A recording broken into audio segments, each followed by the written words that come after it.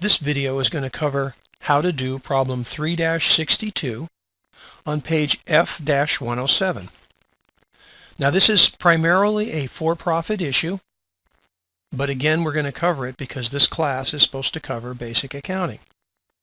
This company began operations in '72 by issuing stock, and then they sold more stock in '92.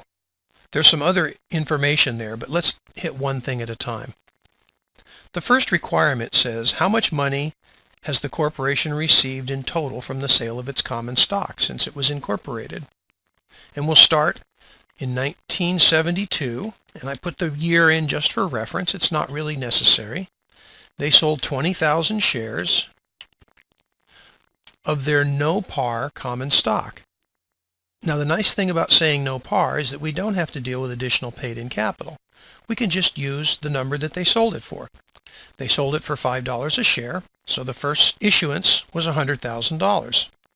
Now in 1992, they issued an additional 50,000 shares of stock, and this time they sold it for $15 a share. There were no other stock issuances there in the information, so we can assume that number A is now done. B says, when Klaus Corporation prepares its balance sheet as of December 31, 2003, what dollar amount will it show in the owner's equity section for common stock? As I just referenced, the fact that they used no par stock means that they just show the total amount they received for stock sales.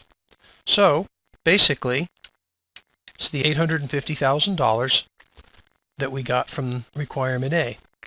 Requirement C says, what, if anything, can you infer about the corporation's performance during 2003 from the price of its common stock on December 2002 and December 2003? Frankly, it really is just an inference, because the stock market goes up and down, not always based on any kind of reality. However, if I did have to answer this question, I would basically say that since the price that the stock was selling for on the exchange went up, the company must be doing pretty well. So I'm not going to type anything in there. I will leave that to you, and when you do a question like this, to just put in whatever verbiage that you think will be appropriate. Please don't get too long-winded.